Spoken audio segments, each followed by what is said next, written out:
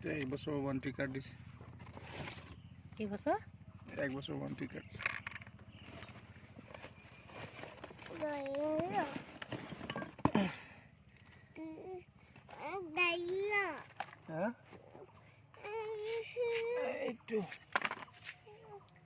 এইকেইটা বস্তুত 4500 টকা লৈছে। এইটোত লৈছে 3800 টকা। আৰু লগত এইটো আহিছে, এইখন আহিছে 1 বছৰ ৱাৰেণ্টি আছে।